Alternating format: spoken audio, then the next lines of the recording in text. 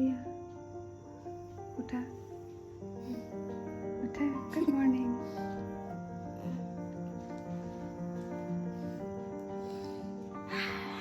Good morning everyone. Welcome back to my channel. মই নিজৰ ভিডিঅ'টো মোৰ বিচনাৰ পৰাই মৰ্ণিং ষ্টাৰ্ট কৰি দিছোঁ আৰু মোৰ মায়ে এটা জেলি ৰেচিপি শ্বেয়াৰ কৰিব চাওঁচোন মই কেনেকৈ বনাই লেটছ গেট ষ্টাৰ্টেড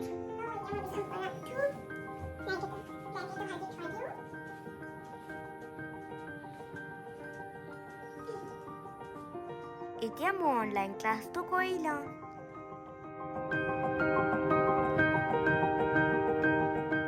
মোৰ ডান্স ক্লাছ এটা আছে সেইটো মই কৰি লওঁ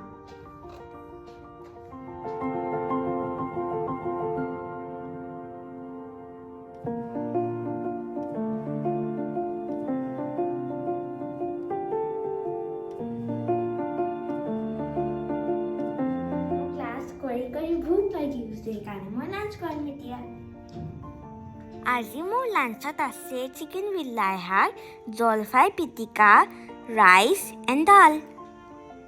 Yum yum.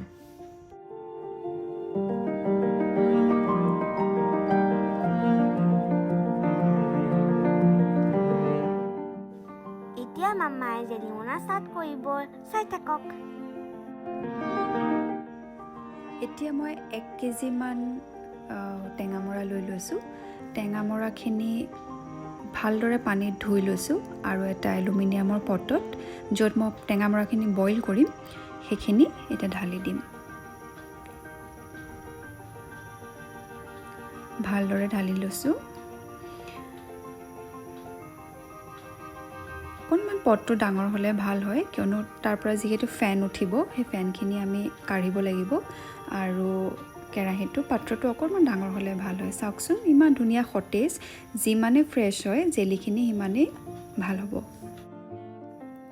নেক্সট মই গেছটো জ্বলাই পটটো গেছত উঠাই দিছোঁ টেঙামৰাখিনি দি আৰু মই পানীৰ আন্দাজটো দেখুৱাই দিছোঁ 1 কেজি মান টেঙামৰা আছিল মোৰ তাৰ জোখেৰে মই 1 লিটাৰ বটলত পানী জুখি লৈছোঁ আৰু 1 লিটাৰ পানী মই তাত ঢালি দিছোঁ আচলতে জোখটোৱে মেইন পানী যদি বহুত বেছি হৈ যায় আপোনালোকৰ জেলিটো মানে গাঢ়া হ'বলৈ অলপ টাইম লাগে গতিকে 1 লিটাৰ পানী দিছোঁ মই 1 কেজি মান টেঙামৰাত এতিয়া চাওকচোন টেঙামৰাখিনি ধুনীয়াকৈ গলিবলৈ লৈছে আৰু বেছি নিদিওঁ মই 15-20 মিনিটমান টেঙামৰাখিনি সিজাম এতিয়া টেঙামৰাবিলাক গলি আহিছে আৰু ধুনীয়া ৰং আহিবলৈ লৈছে আৰু চাওকচোন ওপৰত ইমান ফেন উঠিছে আমাক এই ফেনটো কিন্তু একেবাৰে নালাগে যিমান পাৰে আপোনালোকে ফেনখিনি উলিয়াই দিব যদিহে ফেন থাকে আপোনালোকৰ জেলিবিলাক ইমান ভাল নহ'ব গতিকে মই যিমান পাৰোঁ ফেনখিনি মাজে মাজে গুচাই থাকিম গুচাই আছোঁ আৰু শেষলৈকে গুচাব লাগিব আচলতে এতিয়া মোৰ টেঙামৰাখিনি বইল হোৱাৰ পিছত তাৰ পানীখিনি চেকি ল'ম এনেকুৱা এটা মই পাচি লৈছোঁ আপোনালোকে চালনীও ব্যৱহাৰ কৰিব পাৰে এতিয়া মই ধুনীয়াকৈ টেঙামৰাৰ ৰসখিনি উলিয়াই ল'ম তাত যিবোৰ বাকলি ওলাব গুটি ওলাব সেইখিনি আমি নলওঁ কিয়নো আমাক জেলিটো খুব ধুনীয়া আৰু স্মুথ লাগে তো গতিকে মই ধুনীয়াকৈ ৰসখিনি উলিয়াই ল'ম চাওকচোন ইমান ধুনীয়াকৈ ৰসবোৰ ওলাই গৈছে আমাক এইটো ৰসৰে দৰকাৰ আৰু কালাৰটো কিন্তু এতিয়াৰ পৰাই ওলাইছে নেচাৰেল কালাৰবিলাক খুব ভাল লাগে নহয়নে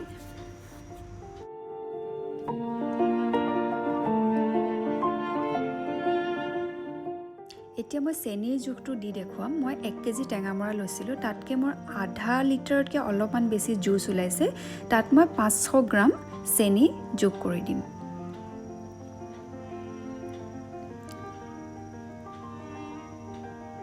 পাঁচশ গ্ৰাম মই চেনি আচলতে জুখি লৈছিলোঁ এটা ডাঙৰ এনেকুৱা কাপত আৰু এটা সৰু চাহ খোৱা কাপত গতিকে দুটা কাপ মিলাই মোৰ 500 গ্ৰাম হৈছিলে চেনি এতিয়া মই চেনিখিনি যোগ কৰি ভালদৰে লৰাই দিম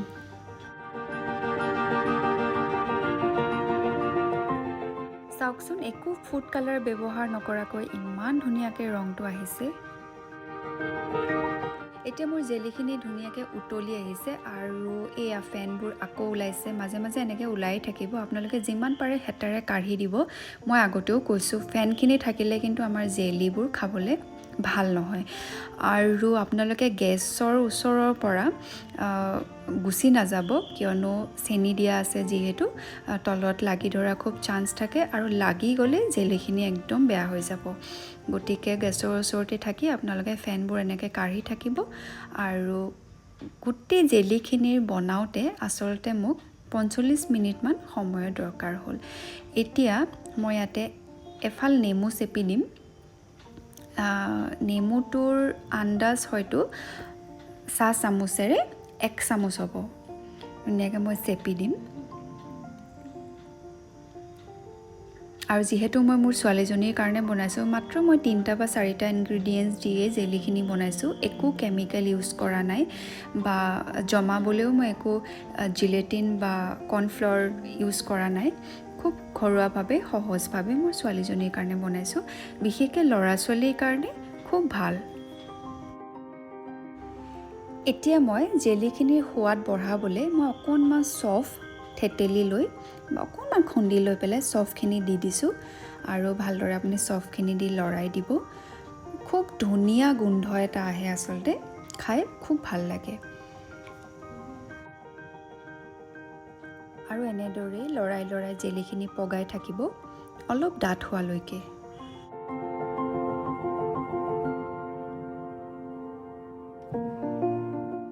এতিয়া মোৰ জেলিখিনি পগাই থকা প্ৰায় 25 মিনিটমান হৈ গৈছে।